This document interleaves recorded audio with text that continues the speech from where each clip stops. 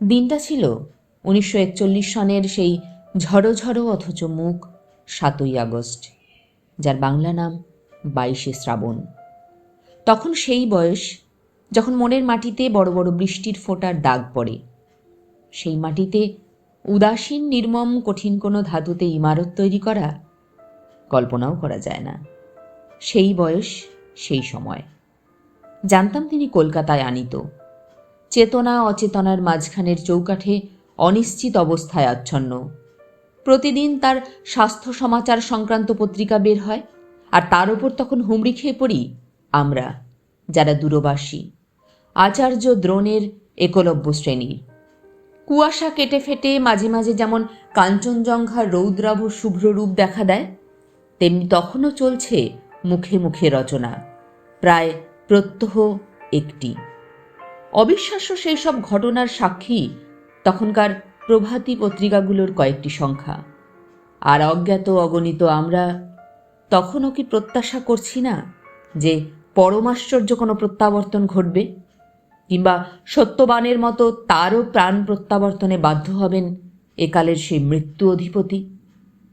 জীবন মরণের সীমানা ছাড়ায়ে কম্পিত পায়ে তিনি তো আগেও এসে দাঁড়িয়েছিলেন প্রান্তিক এক বিন্দুতে, কিন্তু ফিরেও তো এসেছিলেন আবার। ইতিহাস কি নিজেকে আবৃত্ত করতে পারে না আবার? পারে হয়তো, করেনি। খবরের কাগজের বিশেষ সংস্করণে সেই অমোঘ সত্যটাকে শিরোধার্য করে বেরিয়ে এসেছিল, রবি অস্তমিত। মুহূর্তে সব কাজ থেমে গেল। কলকাতা শহর উপচে পড়ল রাস্তায়, স্কুল কলেজ শূন্য, রাজকার্য অর্থহীন হয়ে গেল। উকিলের সামলা, পাদ্রির আলখাল্লা, হলুদ আর গেরুয়া রঙের উত্তরীয়, গোলটুপি বাঁকাটুপি পাগড়ি, কেউ চলছে, কেউ ছুটছে, কেউ বা দাঁড়িয়ে আছে চুপ করে। থেকে থেকে ঝাঁকে ঝাঁকে বৃষ্টি তার যাওয়ার পথটাকে ধুয়ে ধুলোহীন করে দিচ্ছে। ঢেউয়ের পর ঢেউ আসছে, ভেঙে যাচ্ছে, ছড়িয়ে যাচ্ছে। সেই ঢেউয়ের চূড়ায়, তলায়, ফেনায় মহামান্য নেতা থেকে সামান্য মানুষে মানুষে গড়া জনতা মিলেমিশে একাকার। তারই মধ্যে শয়ান বনস্পতিকে বহন করে নিয়ে গেল একদল লোক। অথবা সবার আগে ওই যে তিনি নিজেই বুঝি চলেছেন, চলে গেলেন। এমন নয় যে অকাল মৃত্যু, এমন নয় যে অপ্রত্যাশিত। তবু সেই মুহূর্তে কঠিন মাটি ফেটে গিয়ে গহ্বর খুলে গেল। রবীন্দ্রনাথ নেই। কে আমাদের ভালোবাসবেন, শাসন করবেন? কাকে আমরা উত্তপ্ত করব সেই সব তুচ্ছ দাবি নিয়ে, যা শুধু তারই হাতে রত্ন হয়ে উঠত? স্বদেশের সংকটের সময় কে আমাদের পরামর্শ দেবেন? কে জগৎটাকে এনে দেবেন আমাদের দরজায়? তর্কযুদ্ধ মিটিয়ে দেবেন কে? আমাদের নবজাতক সন্ততির নামকরণ করবেন? আমাদের জীবনে ও প্রতিষ্ঠানগুলিতে অর্পণ করবেন স্বীয় মর্যাদা? এতক্ষণ শক্ত ছিলাম, না পারছি সদ্যসৃষ্ট শূন্যতাকে পূরণ করতে। না আছে শক্তি, তবু শূন্য শূন্য নয় বলতে।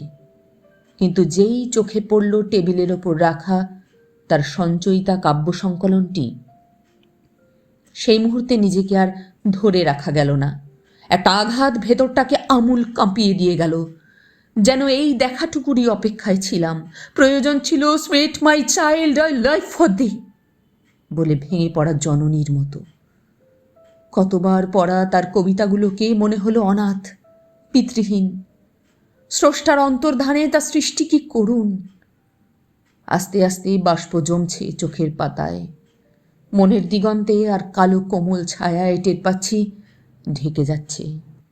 সূর্যগ্রাসের সময় যেমন ঢাকে, অঝোর বর্ষণ তখন আর বাইরের প্রকৃতিতে নেই।